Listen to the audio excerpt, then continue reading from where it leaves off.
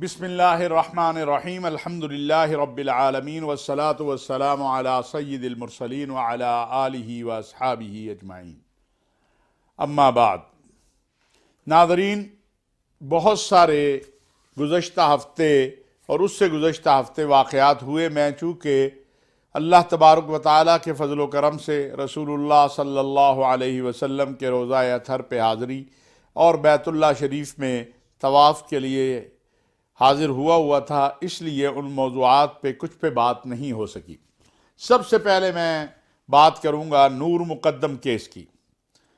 بلا شبہ یہ وہ کیس ہے جو بہت سارے واقعات ہوتے ہیں، لیکن کچھ واقعات ایسے ہوتے ہیں جو قوموں کو ہلا دیتے ہیں، جو قومیں بنا دیتے ہیں، جو قوموں کو میدان میں لے آتے ہیں۔ یہ بھی اسی طرح کا ایک واقعہ ہے۔ نور مقدم کیس جو ہے، ایک بچی جس کو ذبح کر دیا گیا تھا، اور پھر ہم نے دیکھا کہ طاقتور اور پیسہ اور بہت کچھ آیا، لیکن الحمدللہ اللہ کا شکر ہے کہ ہماری عدلیہ نے اور ہمارے تفتیشی نظام نے تمام تر کمیوں کوتاہیوں کے باوجود اللہ کا شکر ہے کہ یہ ثابت کیا کہ جب ہم کوئی چیز طے کر لیتے ہیں اور اللہ پر توکل کرتے ہیں تو پھر اللہ بھی مدد کرتا ہے، لہٰذا اس مجرم کو سزائے موت دے دی گئی ہے۔ اب آگے ہائی کورٹ ہے، سپریم کورٹ ہے، اور ہم یہی امید رکھتے ہیں کہ جس طرح ادھر جلدی ہوئی ہے، ادھر سپیڈ سے یہ ٹرائل ہوا ہے، وہاں پر بھی اس حوالے سے سپیڈ سے ٹرائل ہوگا اور یہ مجرم جو ہے کیفر کردار کو پہنچے گا۔ ناظرین، اس کے ساتھ ساتھ آپ دیکھ رہے ہیں کہ ایک بہت اہم بات جو کہی جاتی ہے وہ ہے کہ جی ریاست مدینہ کی خان صاحب بات کرتے ہیں، لیکن یہ ریاست مدینہ جہاں مہنگائی بڑھ گئی ہے، جہاں لا قانونیت ہے، بھئی ریاست مدینہ کی بات کرنا تو کوئی جرم نہیں ہے، اسلامی نظام کے نفاذ کی بات کرنا تو کوئی جرم نہیں ہے، شریعت مصطفیٰ کو لانے کی بات کرنا تو جرم نہیں ہے۔ ہاں، وہ نافذ جب ہو جائے گی تو انشاءاللہ پھر نہ لا قانونیت رہے گی، نہ مہنگائی رہے گی، نہ جہالت رہے گی۔ اس کے لیے ایک راستہ ہے، ایک جدوجہد ہے جو کرنی پڑتی ہے۔ وزیر اعظم پاکستان نے گزشتہ روز جو ہے فیصل مسجد کے اندر سود کے بغیر قرضوں کا جو نظام بنایا گیا ہے اس کا افتتاح کیا۔ اخوت والے ہمارے ڈاکٹر امجد ثاقب صاحب وہ بڑی محنت کرتے ہیں، سچی بات ہے۔ انہوں نے یہ بتایا ہے کہ پاکستانی قوم جو ہے یہ بڑی کمیٹڈ قوم ہے، وعدے پہ پورا اترنے والی قوم ہے، بھاگنے والی قوم نہیں ہے۔ وہ ایسے واقعات بتاتے ہیں کہ انسان حیران بھی ہوتا ہے، پریشان بھی ہوتا ہے، اور آنکھوں میں آنسو بھی آتے ہیں کہ ہم اتنی عظیم قوم ہیں، ہم میں اتنے اچھے لوگ ہیں۔ وہ کہتے ہیں لوگ میرے پیچھے پیسے لے کے بھاگتے ہیں کہ ڈاکٹر صاحب یہ لے لیجئے اور اچھے کاموں میں لگا دیجئے۔ اسی طرح اور بھی کئی ادارے ہیں جن کے ساتھ یہ معاملہ ہے۔ مجھے پچھلے دنوں ٹی وی کے اوپر ایک ہمارا ادارہ ہے ویلفیئر کا، اس کے سربراہ کو سننے کا اتفاق ہو رہا تھا۔ وہ کہہ رہے تھے کہ میں نے ایک بندے کو کہا کہ اتنے لاکھ روپیہ جو ہے وہ ہمیں کرونا کے ایام میں وینٹیلیٹر کے لیے چاہیے ہے، تو اور ہمارے پاس مریض بہت زیادہ آ رہے ہیں، تو انہوں نے کہا، اور اس کے ساتھ ساتھ کوئی اور ضرورت بھی انہوں نے ذکر کی، تو اس نے کہا کہ اتنے لاکھ میں آپ کو اس کا دے رہا ہوں، اتنے لاکھ میں اس ضرورت کے لیے دے رہا ہوں۔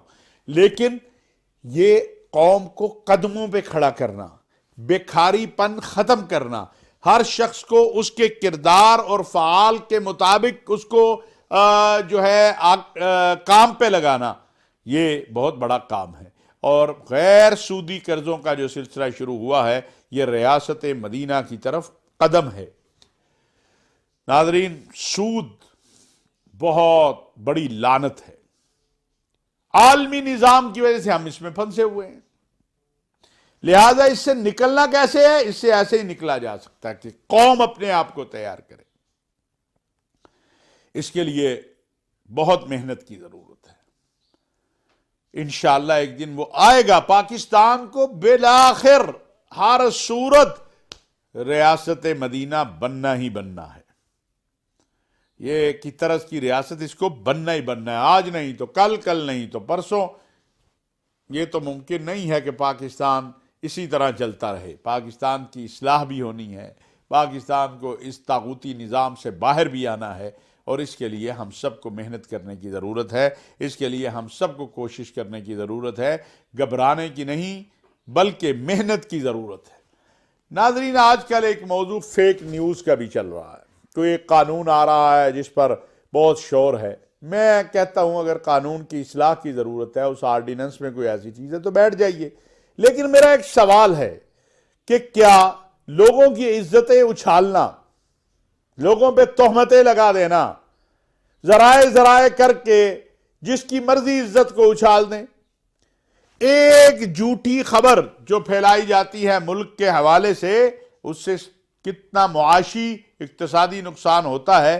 کبھی یہ جو ذرائع سے خبریں دینے والے ہیں، انہوں نے اس کے حوالے سے بھی سوچا ہے، کبھی غور کیا ہے، کبھی فکر کیا ہے کہ نہیں صرف ان کا کام یہی ہے کہ اپنی یوٹیوب کا چینل چلنا چاہیے، اپنی شہرت ہونی چاہیے، جس کی مرضی پگڑی اچھال دو، جس کے بارے میں مرضی جو مرضی الفاظ کہہ دو، اور پھر کہاں جائیں،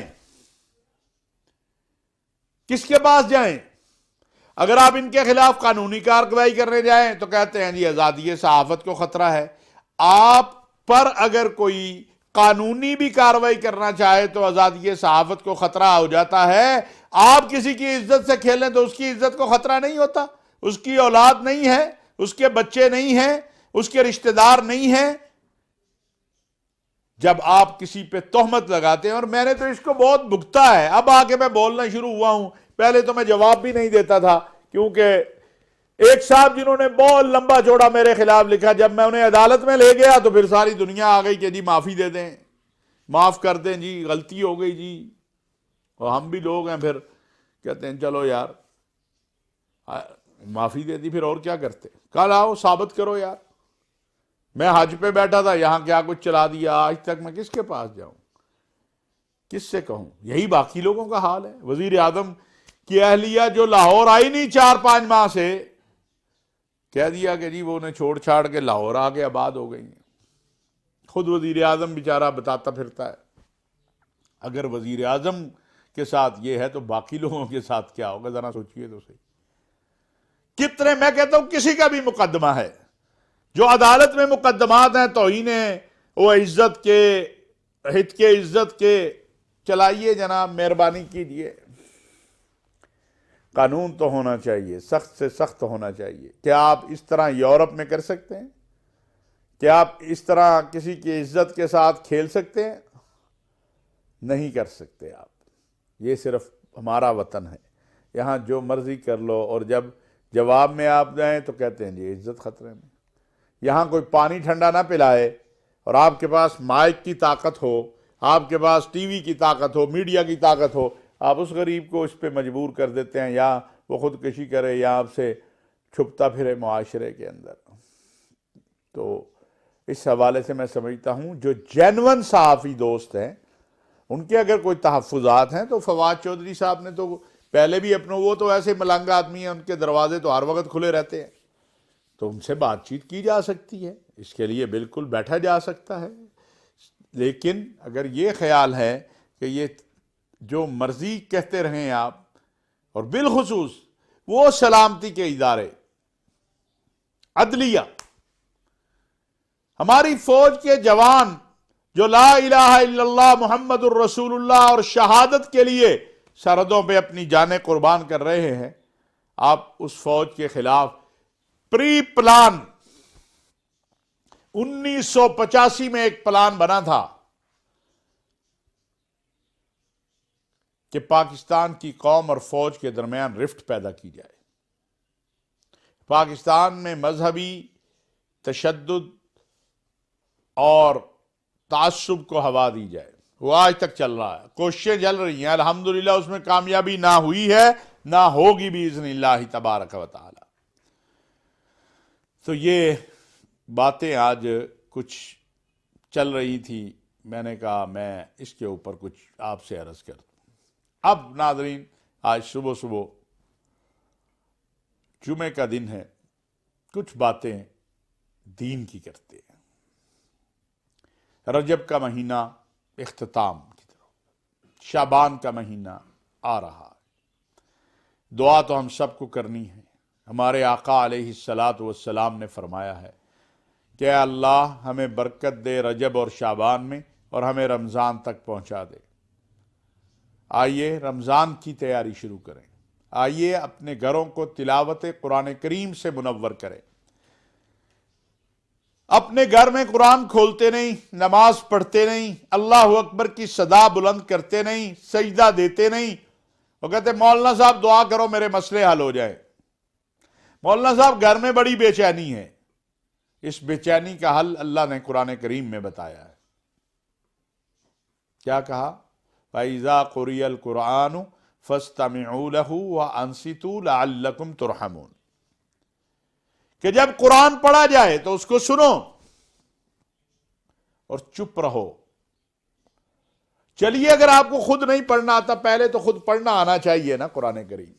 کہتے مولانا صاحب اتنی عمر ہو گئی، شرم آتی۔ میں نے کہا یہ موبائل مجھے نہیں آتا ہے، اس کے کئی فیچر مجھے نہیں آتے، اس کی کئی ایپیں مجھے نہیں پتا، میں اپنے بچوں کو بلاتا ہوں، انہیں کہتا ہوں سمجھاؤ، پھر وہ سمجھاتے ہیں، پھر نہیں سمجھ آتی، پھر بلاتا ہوں۔ یہ موبائل تو میری اس دنیا کی ضرورت ہے، قرآن تو میری اس دنیا اور آخرت دونوں کی ضرورت ہے۔ اس قبر میں بھی قرآن میرے کام آئے گا جہاں کوئی کام نہیں آئے گا، کوئی کام نہیں آئے گا۔ تو اگر میں موبائل اپنے بیٹے سے سیکھ سکتا ہوں، کسی نوجوان سے، کسی سے پوچھ سکتا ہوں، اور بہت سی چیزیں ہیں، اب تو ہر چیز الیکٹرانک ہے، اے سی چلانا ہے تو ریموٹ، ٹی وی چلانا ہے تو ریموٹ، اس کو سمجھنا پڑتا ہے۔ تو اگر میں وہ کر سکتا ہوں تو قرآن کیوں نہیں سیکھ سکتا؟ قرآن سیکھیے، قرآن سیکھیے۔ اور اگر نہیں تو قرآن میں کہا گیا فَإِذَا قُرِئَ الْقُرْآنُ فَاسْتَمِعُوا، سنو اسے، انصتوا، چپ رہو تاکہ تم پہ رحم کیا جائے۔ یہ قرآن کہہ رہا ہے، اللہ کا فیصلہ ہے، جب تم چپ رہو گے، سنو گے، اللہ کی طرف سے رحم آئے گا۔ اپنے گھر میں صبح قرآن کریم کی تلاوت لگا کے اسے سن لیں، چلے نہیں پڑھ سکتے تو اپنے دفتر میں تھوڑی دیر، آدھا گھنٹہ، 10 منٹ، 15 منٹ نماز کا اہتمام کریں، صفائی کا اہتمام کریں،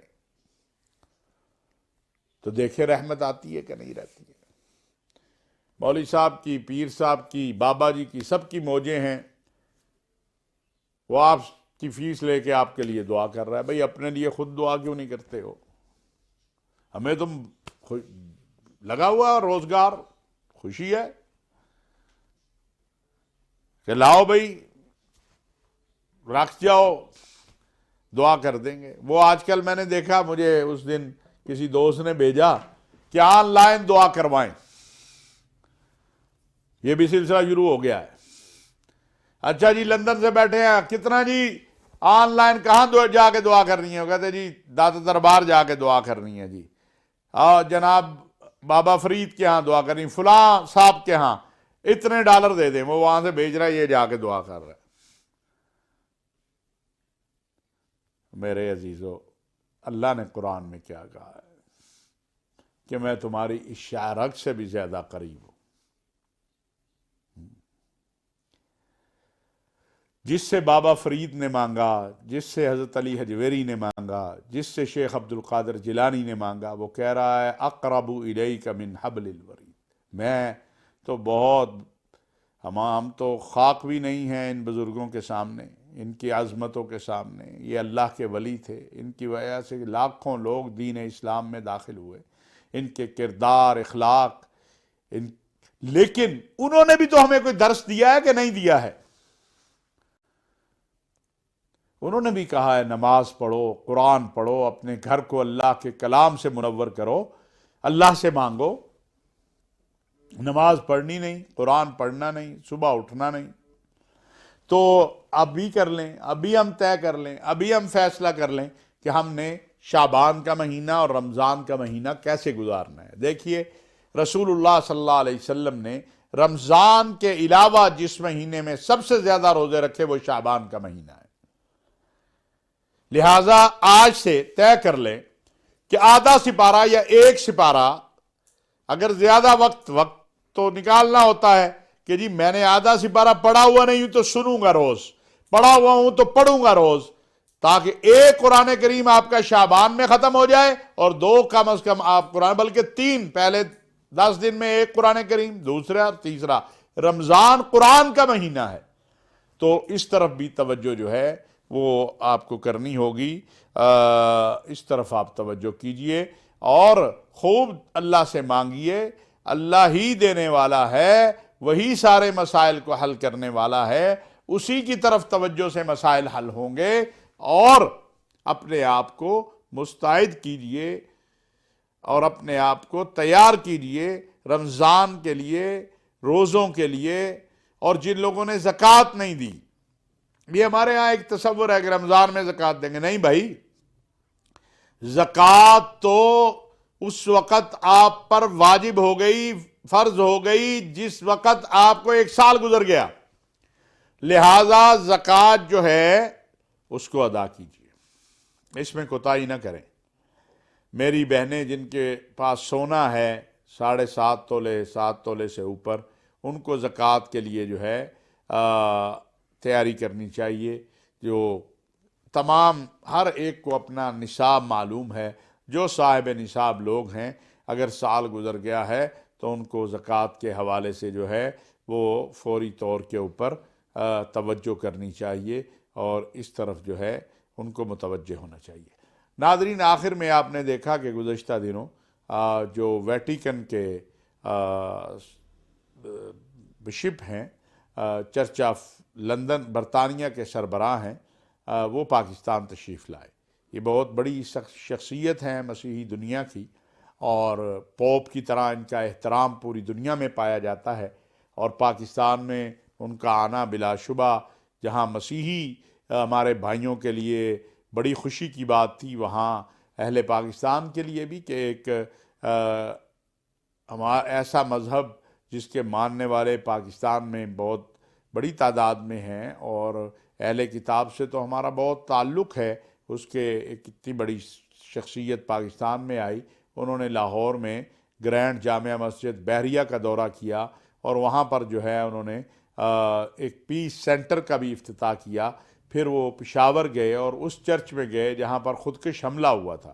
الحمدللہ پاکستان کے امن و امان کی جو صورتحال ہے اس کا آپ اس سے اندازہ لگا سکتے ہیں کہ 3 مرتبہ وہ پہلے پاکستان آئے تھے، لیکن ان کو پشاور نہیں جانے دیا گیا تھا۔ اس بار جو ہے وہ پشاور تشریف لے گئے، وہاں چرچ میں انہوں نے جا کے جو خاندان تھے جو اس وقت دھماکے میں لوگ نشانہ بنے، اس بربریت کا، سفاکیت کا، ان سے ملاقات کی، اور پھر اس کے بعد وہ اسلام آباد تشریف لائے۔ وہاں انہوں نے سپہ سالار قوم جنرل قمر جاوید باجوہ صاحب سے ملاقات کی، انہوں نے عمران خان صاحب سے ملاقات کی، انہوں نے صدر مملکت سے اور تمام مذاہب اور مسالک کے قائدین سے ملاقاتیں کی، حضرت پیر نقیب الرحمن صاحب سے، صاحبزادہ حسان حسیب الرحمن صاحب سے، حضرت ہمارے جو نظریاتی کونسل کے چیئرمین ہیں قبلہ ایاز صاحب سے، عبدالخبیر آزاد ہمارے جو رویت ہلال کے چیئرمین ہیں، اس طرح اور مختلف جو قائدین ہیں ان کے ساتھ انہوں نے ملاقاتیں کی۔ کچھ سفراء سے بھی ملے، ان کے اعزاز میں ہمیں بھی، اور جو بشپ آف آزاد مارشل ہیں جو چرچ آف پاکستان کے پریزیڈنٹ ہیں، انہوں نے ایک عشائیے کا بھی اہتمام کیا لاہور میں نے اسلام آباد میں۔ تو میں سمجھتا ہوں کہ ان کے آنے سے پاکستان کے اندر بین المذاہب ہم آہنگی اور بین المذاہب مکالمہ اس کو تقویت ملی ہے۔ پاکستان کا تشخص جو ہے اس کو بہت زیادہ، بحریہ ٹاؤن کی انتظامیہ جو ہے جامعہ مسجد گرینڈ کی، اس کے بھی ہم شکر گزار ہیں، انہوں نے بھی اچھا اہتمام کیا۔ اسی طرح باقی سارا جو ہے، اور ہمارے سلامتی کے ادارے، سیکورٹی کے ادارے، سب نے کے تعاون سے یہ بڑی کامیابی جو ہے وہ الحمدللہ حاصل ہوئی۔ ابھی آپ کو علم ہے کہ آج جو ہے کل جو گزری ہے اس میں ازبکستان جو ہمارا برادر ملک ہے، اس کے صدر پاکستان تشریف لائے ہیں اسلام آباد میں۔ ایک بڑا ایسا لگ رہا ہے کہ ازبکستان اور پاکستان کے لوگ جو ہیں ان میں جو محبت اور اخوت اور قربت ہے اس کی کوئی مثال نہیں ہے۔ وہ تشریف لائے ہیں، ہم انہیں بھی خوش آمدید کہتے ہیں۔ ہمارے لیے جو ہے وہ بہت ہی قابل عزت ہیں، ان کے ہاں بڑی نسبتیں ہیں دین کی، پاکستانی جاتے ہیں وہاں۔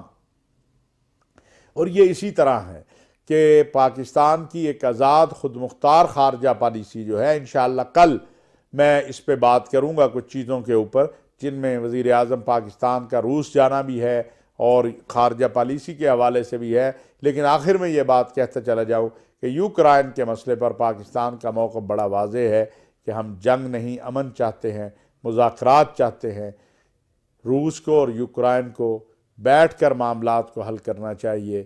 خون تو خون ہی ہے، اس کا رنگ سرخ ہی ہے، وہ افغانستان میں بہے، وہ عراق میں بہے، وہ یوکرائن میں بہے، وہ کہیں اور بہے، خون نہیں بہنا چاہیے، امن آنا چاہیے، اور اس کے لیے ہم سب کو دعا بھی کرنی چاہیے، کوشش بھی کرنی چاہیے۔ وما علینا الا البلاغ۔